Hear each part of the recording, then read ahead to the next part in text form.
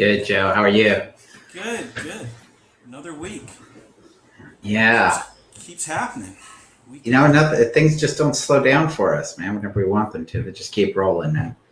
Well, I've said this before, but yeah, it would be really great if there was just a simple real estate transaction for us to get through. But that's part of the great challenge, isn't it? There's always a twist, there's always a turn, and that's what we get, man. We work it out, we figure it out. That's why there's real estate agents, buddy. That's why they don't process transactions. I don't even want to name other like they just don't stamp them out. It's not an online process, man, to put it simple. Mm-hmm. It needs humans that kind of know what they're doing and can navigate things. Well, yeah. Don't get me started on those Redfin commercials where they're magically transported to a TV stage where they push a button and yes, I wasn't naming names, man. I will. It's time for me to get angry, Darren. I know you. All right. All right. I'll transfer my stump over to you, man.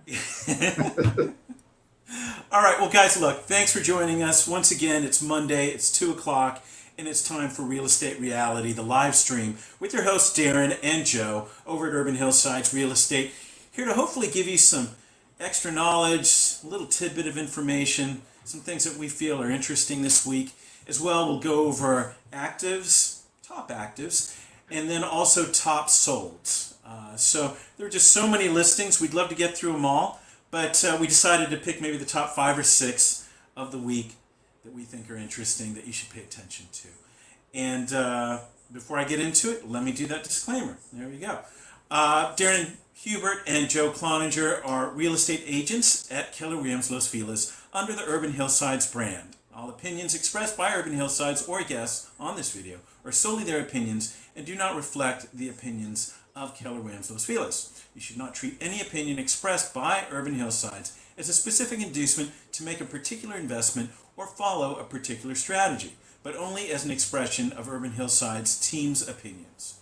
This video is for informational purposes only. All right. Now that we're off the hook there. Okay.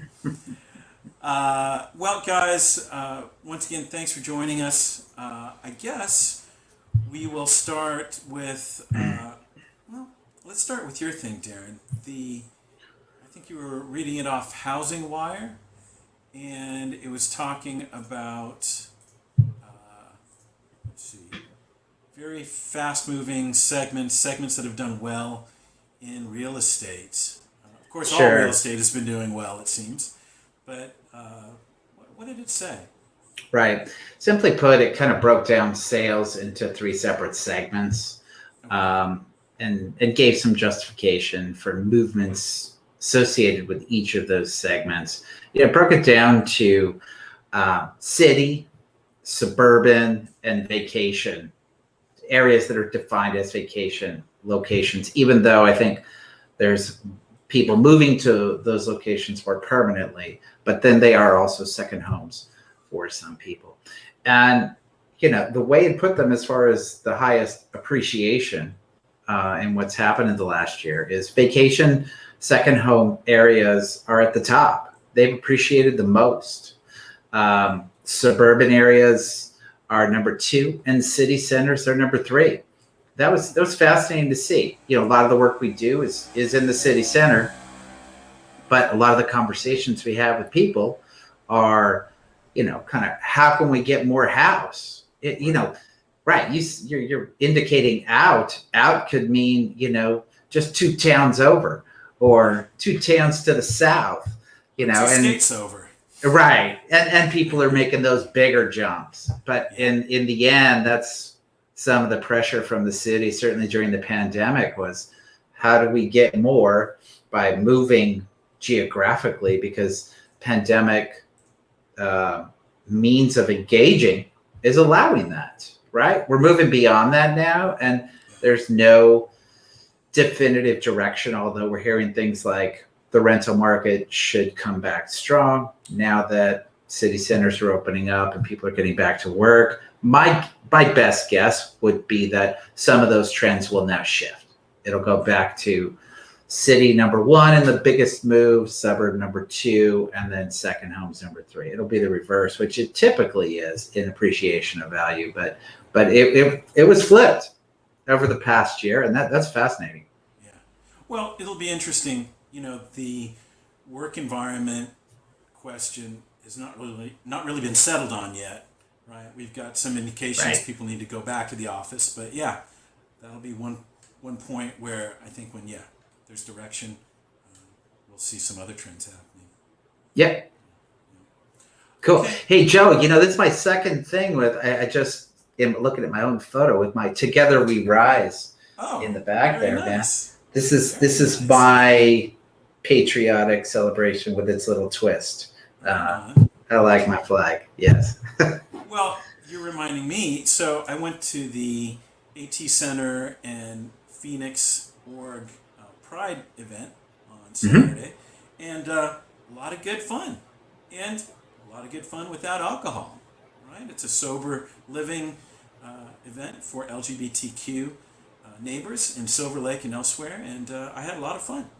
Cool. So, I was going to talk to you about this before, but might as well bring it out here.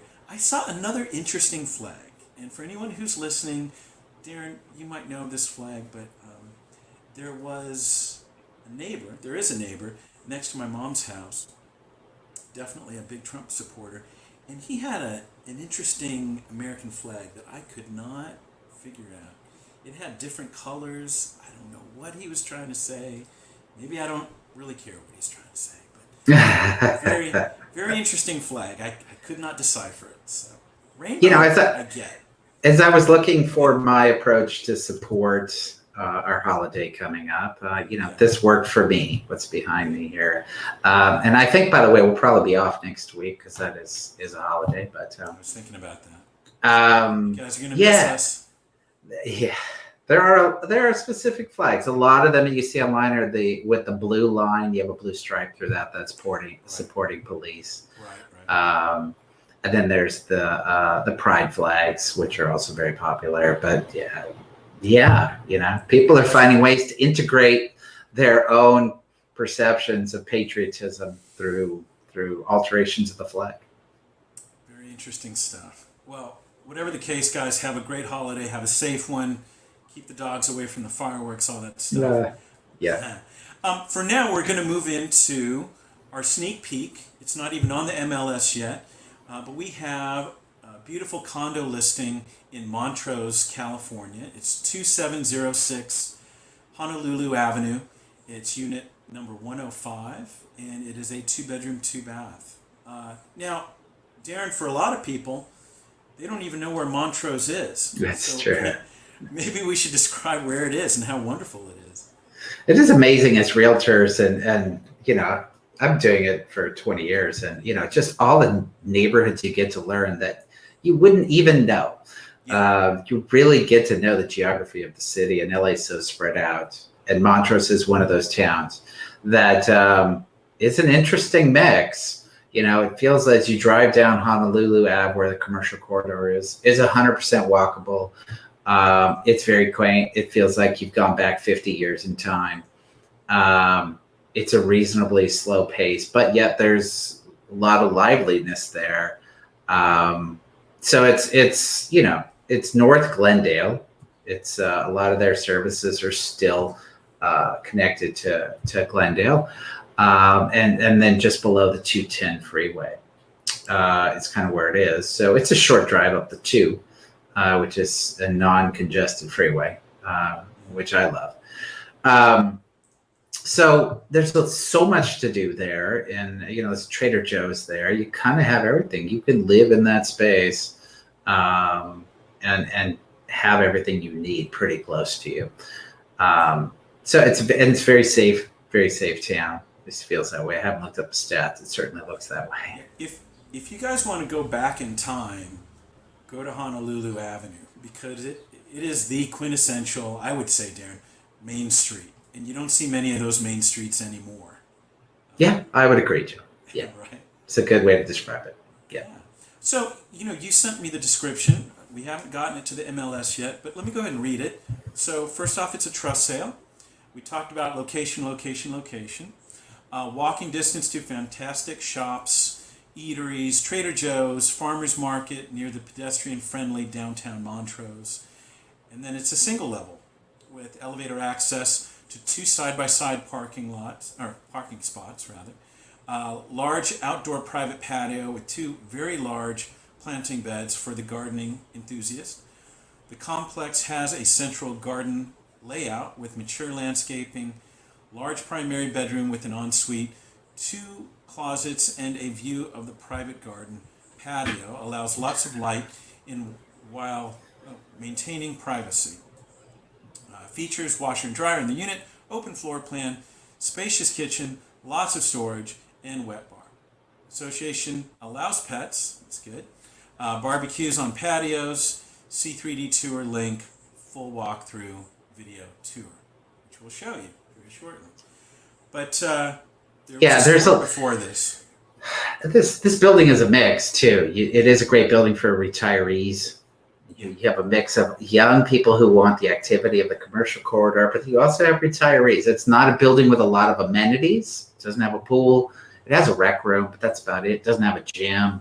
But all the single level stuff is very appealing to the retirees, the elevator access from the parking. So it's a good mix. Feels good in the space. Well, let's go ahead and start with before the listing and the prep involved. And Sure. I'll show you the beautiful. Again, we're always trying to give you some inside stuff on this presentation. And, so we've been talking with this gentleman for about 6 months, at least 6 months. He called us because of a postcard, another property we sold in the building. And, it's been a process to get to this point and move this ball forward. So Joe's showing you the finished MLS photos here. Some it's finished. Right. Right. Well, it wouldn't be the worst photos I've ever seen. And look, we sit here and critique other listings and talk about, good and bad. We might be good and bad in some of them. And, this could be finished for some. You're correct. Just walk in. Hey, great. I love it. I got the listing. Take the photos. Let's go to the MLS. This property, an elder parent passed away, and it was just kind of left for the son to address what was left. And it's always a hard situation. And there was some other. On top of it all, not only is it an emotional thing, but he's a busy doctor. For sure. Trying to get this done himself. And some other complications he's navigating at the same time. There's always layers when you deal with generational property. So what do we do? Well, gosh, amongst what you're seeing in the photos, and there was a lot more. There wasn't even, things weren't even pulled out of the closets and storage spaces, and there was a lot. All the kitchen cabinets. We in essence conducted our own little mini estate sale because there were some treasures. There really were, and helped sell what we could, help donate what we could. Get it out of the space, and then help facilitate throwing away what was ever left. All with, an understanding as we navigated through it all, that these things may be important to the new owner, and making sure before we took any steps that they were appropriate steps to take. And then we started cleaning up the property a bit. Well, let's get to the pretty pictures, and then I'll get to the 3D. Well, let's just do the tour. So, the transformation, guys. Wow. So we staged it. We obviously cleaned it up. What else happened? Paint job? Right. There were a lot of small repairs. No, there weren't huge repairs, but it was a long list of small things. We went as far as cleaning up the little exterior patio as well. If you pop out there, it's a big patio for a condo, and it's on the ground level. So this is part 1, and then there's part 2 over there. Right. And, you can, like I was saying, you can leave the windows, no window coverings needed. No one can see into the unit. You can let full light in and have privacy at the same time. So, we just went throughout and tried to clean up what we could that was at a reasonable cost. Organize things, fix anything that we knew may not be functioning. And that's about it. But the list was pretty long. We brought in we went as far as to help find some appliances at reasonable costs and have them put in because the appliances weren't working or weren't there. When I did the photos, that was my wow, because it was not a move-in ready property, and it is completely move-in ready at this point. So right. Yeah, and I would say, kitchens and bathrooms can use upgrades if you choose to go there, but they're fully functioning, and it is move-in ready. Yes. Yeah, I think kitchens and bathrooms are probably mostly original to the build in 1988.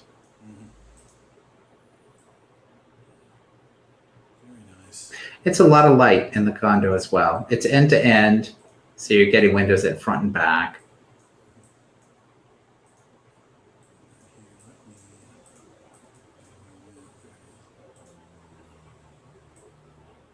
Oh yeah, there's the front garden area. Yeah. And how many units? It's not a lot, right? I have it right here, Joe. It's 36. Wow, 36. Yeah. Sure. I mean, it kind of has everything you want. It has a little ensuite in the master. It's a good sized master bedroom.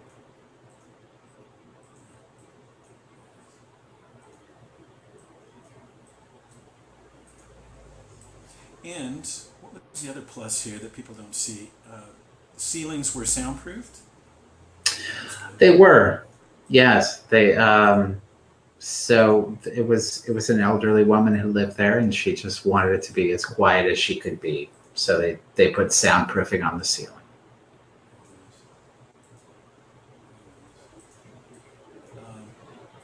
If you don't have interest in that condo, this condo, that's totally fine. But really encourage you to check out Montrose. It's a nice little day trip.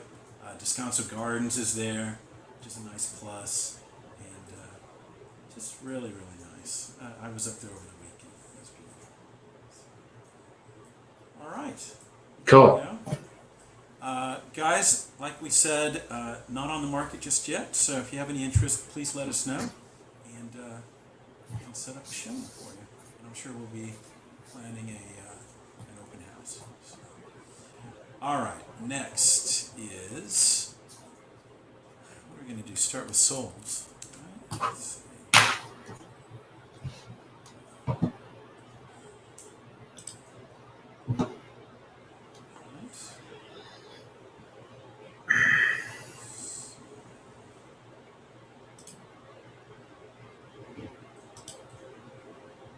Sold listings. So total number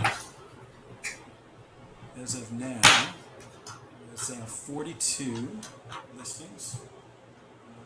What would you say, Darren? It's kind of par for the course. It's about average, and then we've got to continue the trend 54 on new. It's not a huge gap, but again, another week of adding to the inventory. Right. All right. Let's look here. Bear with.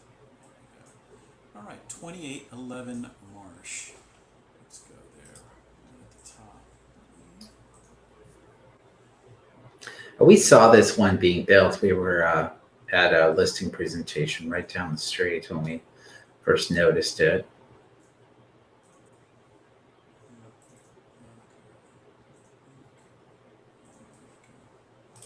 So yeah, 2811 Marsh Street. It's a 4-bedroom, 3-bath, 1,732 square feet of living space. It sold $1,290,000.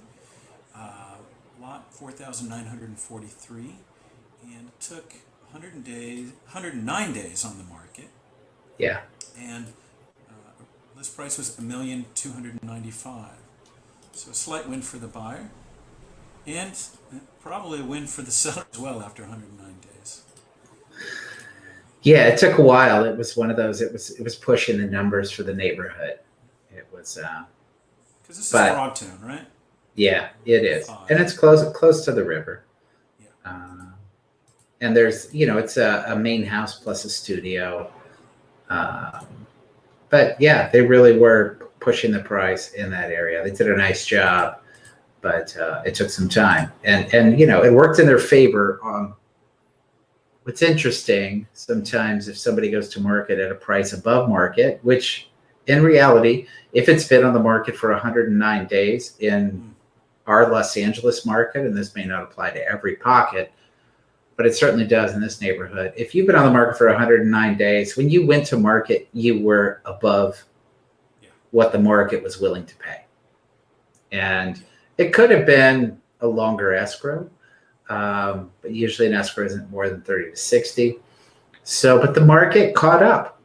And that's an interesting dynamic over the years that, can be identified, that basically the price of the market continued to rise while this property sat. And eventually somebody said, well, that's worth paying for that property now at this price, because it makes more sense from a market perspective because prices are moving so quickly. Yeah, it's interesting because it is a vacant 2-unit property. Right. That's pretty sexy right there, but yeah, the price is obviously a little too high. Yeah, the issue with, waiting that out is, will the market go down? And then what ends up happening is you chase the market downhill, which is always a bad situation to be. But, as long as the market continues to rise, sometimes it'll catch up with the seller's desired price, and then they just have to have patience. Well, it's a beautiful build. Looks like it's quality finishes and materials. Congratulations to Joe Reichling, Courtney Pickard, and Bonnie Bryant. So, good job, guys. Got it done. I think, too, when I looked at this, looking back, I think the last sale price on this was $580,000. Yeah.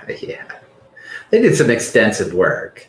Yeah. That group does, new builds, and they're deeply involved. I don't know. I'm sure they have a lot of different clients they represent, but they're used to doing some pretty heavy construction.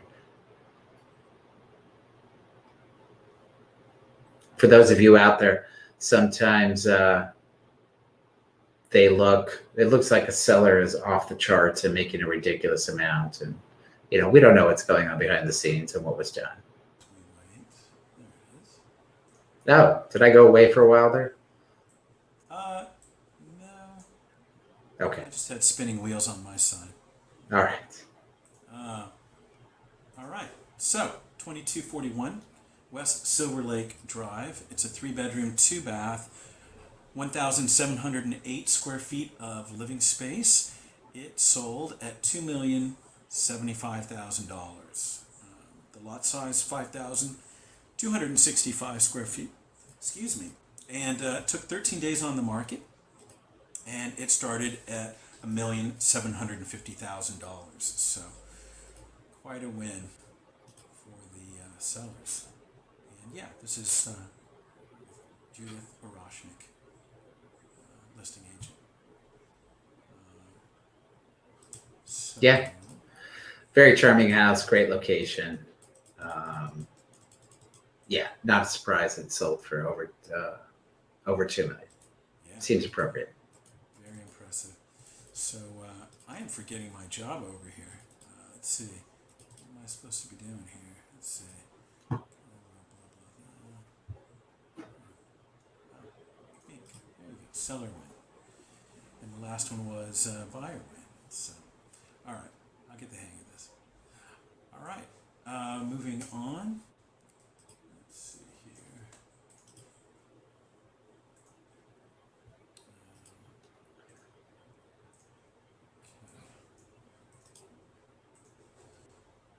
Next one is Kensington, 1097 Kensington. There it is. There were 3 of them on Kensington, and I think all of them sold over list. This one was exceptionally over list. Yeah, 455,000 above list price. For a 2-bedroom, 2-bath. All right, 1097 West Kensington Road, 2-bedroom, 2-bath, 1,227 square feet, sold $1,450,000. Nice lot, 7,590 square feet. It took 11 days to get sold, days on the market, and it started a list price of $995,000. Original build 1922. This is brought to us by Mary Regal and Rob Kallick, listing agents. Congrats to you guys. Right. So if you look at how it compared to the other two, it seems like it's sold at an appropriate price and it was just listed below market. Mm-hmm. Yeah. Because 874 square feet sold for 1,025, and the other one on Kensington, 2,600 square feet sold for almost $2 million. So, yep. Very nice. Look at all those nice trees, a little view. Yeah, it's a nice layout. I did notice it was a little close to the street, but I'm sure there's some barrier there. Yeah, a lot of Kensington is. It's pushed up. Yeah, but it gives you really big backyards. Yeah, and there's some room below. Great. All right. Congrats, guys. Darren, the one I wanted to spot out was something we looked at for a client, and that was Hoover, 1542 Hoover. Where is it? I think it's here somewhere. There it is. A lot of potential on this one. Let's just take a look, make our comments. But this is 1542 Hoover Street, North Hoover Street, in Los Feliz. It's a 2-bedroom, 1-bath. It's 1,032 square feet of living space. It sold for $1,326,000. It's on a lot of 6,251 square feet, and took 19 days on the market. And it started at a list of 920,000. So, pretty healthy jump there. This is brought to us by Gail Crosby, and I believe, Gail Crosby. That's it. Some digital staging going on there, man. Yeah. It's funny, digital staging on a house that isn't fully remodeled. The staging looks better than the house. So any comments? Yeah, it's one of those with potential in the right neighborhood. It's also one of those situations where it's always hard. The buyer, they see the list price, they know things are going over, but how much over? And 400,000 is hard to digest for anyone. It really is. And I think the equation for our clients on this one, and I'm sure this was for others, is definitely a larger family than a 2-bedroom, 1-bath. They were patient and willing to deal with that. But yeah, there were remodeling things to do to this, whether it's the garage or extending to the back, setting up a new layout. I know you talked about that. Yeah, at $1,326,000 to what could be another, we're estimating 300,000 possibly. Sure. Yeah. And those numbers could make sense for somebody to get a 1,500 square foot house in the end, and maybe 1,600, add some a bedroom and bathroom. But if you need something sooner rather than later, you also have the 6 months to a year where that's being transitioned and being built out, and can you live with that space while that's happening, and those other elements that come into play if you're building out. All right. Well, congrats, Gail, on your sale. The next one is 2416 Reservoir. I was trying to place where this was, and I didn't go to Street View, Darren. Oh well, we have a listing coming up on Reservoir, and is it right next to that? 6 months or so. No, it's close though. It's right there in that. It's a few houses down. Okay. All right. Let's take we saw. I remember this one. We were looking at it and talking about it as a listing. I remember me talking about the furniture was too large. Obviously, that didn't stop. 2416 Reservoir Street. It's a 2-bedroom, 2-bath, 997 square feet. Sold for a reasonable $875,000, and it started at $849, so that's good. Days on market was 6, and 1923 build, brought to us by Kenny Jervis. So congrats, Kenny Jervis. Any comments here? Well, Joe, I think in all sincerity, you nailed it. This property sold and the seller's probably happy. It sold for more than list price, and it's charming. It's got curb appeal that's charming. It's the interior and the finishes are charming. But, look at the last few listings we just looked at. They all have light, airy, spacious furniture. It's got great outdoor destinations. It's just that, and you can't always convince a seller to do what you think is in their best interest. When you stage a property, it's about flow, it's about openness, and particularly in smaller spaces, because there are a lot of smaller homes in the communities we serve. It's about it feeling as big as possible. It's not about practicality. It's not about having a big giant dresser to house all your clothes. It doesn't matter to it's just on how it shows. So what you'll see is people will rent storage spaces and put a portion of their furniture there to put it in the garage. Sometimes it can be a combination of just taking a larger couch out and putting a more light, airy couch in. Whatever it may be, I do think that this property had a lot going for it. But the fact that they left all that bulky, heavy furniture in the property throughout made it feel a lot smaller, and probably in the end netted the seller a little less than it could have. Yeah. I was going to say, in this area, I think this could have reached into close to $1 million. Yes. And it didn't happen. Yeah, that's a lot of money to leave on the table. Yeah. What do we call this? We call this. We thought it would go up. Buyer win. It's a buyer win. Yeah. Oh, for sure. Yeah. I think we did an estimate on this one too. So. Let's see. I'll get this in order.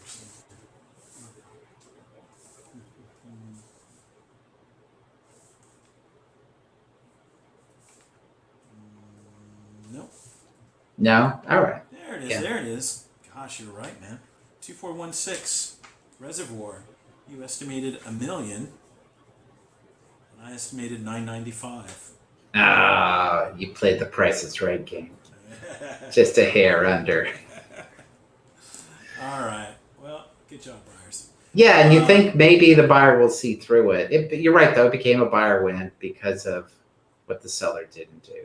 So, yeah. They were probably happy when they showed up for, final walkthrough. Like, wow, this place feels bigger than it did when we wrote our offer. All right. Let's see. The next one is, let's see, Dorchester. Yeah, what was it about Dorchester? I just liked going into El Sereno here. I also liked seeing, and this particular reason I chose this one was because there was not a lot of property prep, And unlike the one we just looked at on Reservoir, the finishes on the house looked good and the architecture looked good on the other one. This is a situation where you'd have to do more property prep to bring out the best of what the property has to offer or show what it could be. And they didn't. So because they didn't, it sold at a low price again. If you're a buyer in this market, you're happy about these kind of listings and how these are presented. Well, I was going to say, this is a price more reminiscent of El Sereno, what were we saying, a year or two ago? 2 years ago, yeah. Right? And this probably could have reached into the 8s. Yes. 2918 Dorchester Avenue, 2-bedroom, 1-bath, 865 square feet, sold at $645,000. And it's 4,800 square feet of lot, and took 18 days on the market. And yeah, it started at 669,000. So why oh why? Yeah. Yeah, I mean, this to me is an example of this may be somewhere between $5,000 to $6,000 in work, and if you really want to get the top dollar, maybe you add another $5,000 and do an exterior paint job to get rid of that hue of orange, which never helps sell a property. Clean up the yard a little, and it could have fetched substantially more. Yeah, but so again, win for the buyer. Looks like a cosmetic fix, or even painting the cabinets and changing the knobs. These are just fundamental things that bring so much more. Yeah. All right, there you go. Yeah, doing the dishes. I'm sitting on the kitchen photo now, doing the dishes, taking the, 75 magnets off the refrigerator. Damn. That's $10,000 right there. Right. $10,000 magnets. All right. Gosh. Well, The resistance, man. I got the resistance we even get sometimes for people, and I just, it can be frustrating. Yeah. Well, let's move on to actives. I did not look much at actives, so let's take There were some good ones. I had to remove some to get down to a smaller number. Let's take a look here. So Porsche, 1342 Porsche. Let's take a look. Let's see. Listings. And guys, if you have your own listings that you're curious about, please let us know. We do have a comment section, a chat, and interact with us. We love that. All right. So 50.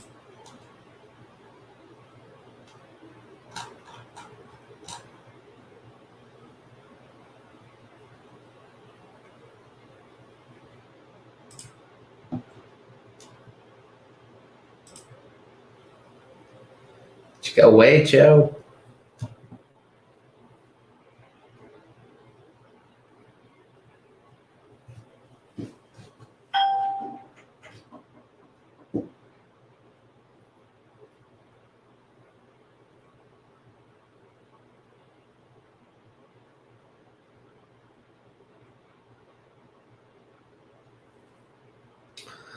All right. For those of you that are there, I think I'll chat for a moment until Joe pops back in. I can't share my screen, but 1342 Porsche Street is a fixer. It's almost 1,900 square feet, 3-bedroom, 1-bath, for $999, $888 in the market. What that means is that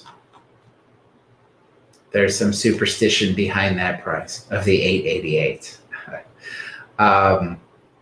It is a fixer. It's a charming space. It's a lot of square footage for the neighborhood. It's a great street, set back off the street, and looks like a little bit of a restoration project. They don't even have interior photos. So how much of a fixer, we're not sure. The back of the property looks horrible. The front doesn't look so bad, just maybe a change in colors. Oh, looks like Joe's gone.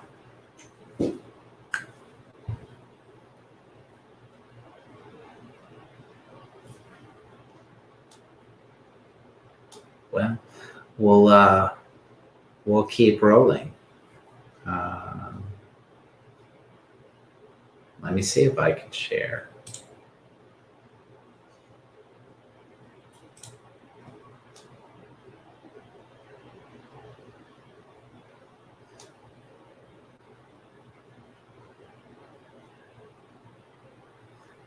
It's telling me I should have 2 monitors. Yeah, I get it. All right, well, I'll chat about the next one. The next one we're going to look at is 5040 Onteora. Find that one here.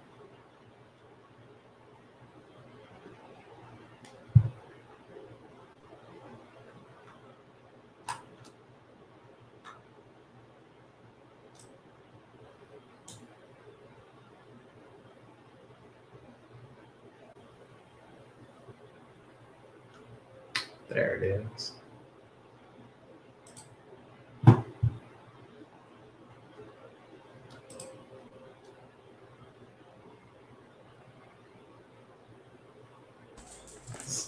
There he is. Back. Hey guys. Hey buddy. All right. So where are we, man? I kind of gave some verbal feedback on Porsche. Probably show him a photo. Yeah. And I was jumping on to Onteora. Porsche. There's Porsche. So let me see the photos.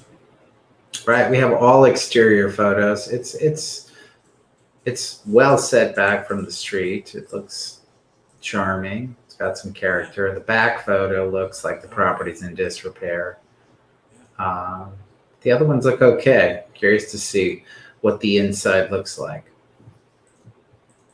But at $1 million, Huh?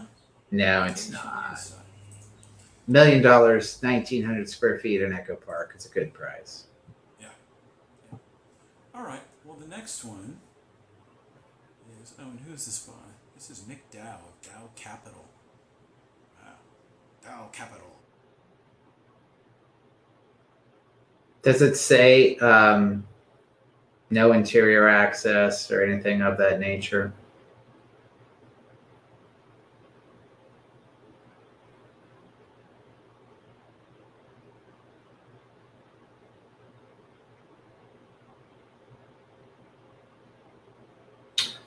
I believe we're having some more technical difficulties with Joe and the internet.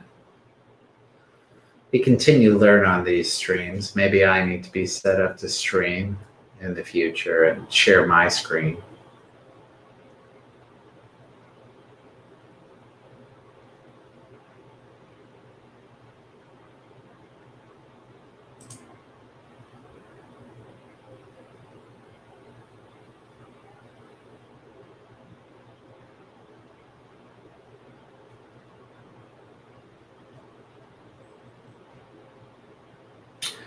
Well, I think I'm going to call it short. I'm going to head out and just say good day to everyone. All right. Take care.